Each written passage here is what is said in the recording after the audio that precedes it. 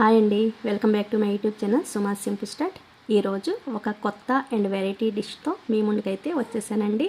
ఈ డిష్ మీరు ఎప్పుడు ఎక్కడ అయితే చూసి ఉండరండి. సరికొత్త డిష్ అండి. ఈరోజు హెవీ న్యూట్రియంట్స్ వాల్యూస్ ఉండే ఈ డిష్ని మీతో షేర్ చేస్తాను. ముందుగా 150 గ్రామ్స్ పెసలను అయితే తీసుకోవాలండి. అప్రాక్సిమేట్లీ 1 కప్ వరకు అవుతుంది.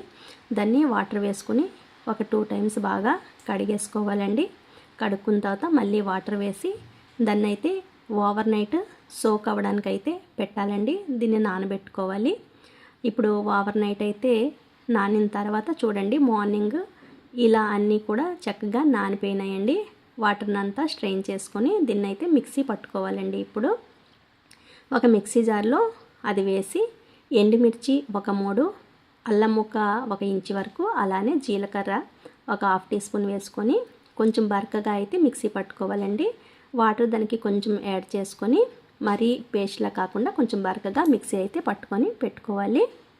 దాన్ని ఇప్పుడు ఒక బౌల్లో అయితే తీసుకుందామండి. ఇప్పుడు సోయా చంక్స్ ఒక 50 గ్రామ్స్ నేను వేడి వాటర్లో అలా నానబెట్టుకోవాలండి. ఒక 10 మినిట్స్ అయినాక అది కొంచెం పెద్దగా నానిపోతాయండి అన్నీ కూడాను. 10 మినిట్స్ తర్వాత చూడండి, నేను వాటర్ని అంతా పిండేసుకుని దీన్ని కూడా మిక్సీలో బరగ్గా ఇలా చేసుకోవాలండి. ఇప్పుడు ఈ రెండింటిని కూడా బాగా కలుపుకొని సరిపడా ఉప్పు కూడా వేసుకొని ఇలా ఒక ప్లేట్లో వేసుకొని ఇదైతే స్టీమ్ చేసుకోవడానికి అయితే పెట్టుకోవాలండి. ఇది 15 to 20 మినిట్స్ పడుతుందండి స్టీమ్ అవ్వడానికి. చూడండి, ఇక్కడైతే స్టీమ్ అయిపోయింది. నేను ఇలా డైసెస్లా చిన్న చిన్న ముక్కలుగా కట్ చేసుకున్నానండి.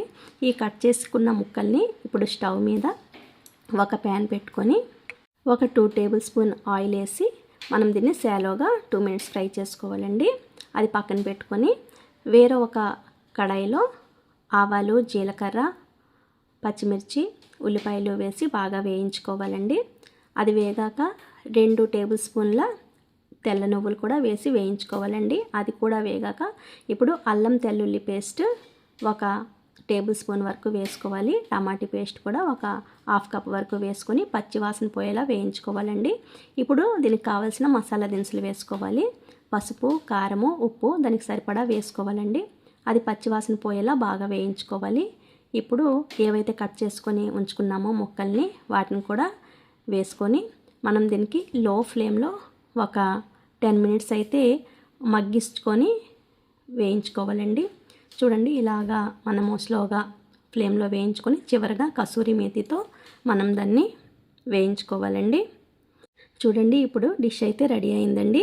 దీన్ని మనం ఇలా డ్రైగా అయినా చేసుకోవచ్చు, లేదంటే కర్రీలా అయినా చేసుకోవచ్చండి. ఇది పూరీలోకి కానీ, చపాతీలోకి కానీ, రోటీతో కానీ, రైస్తో కానీ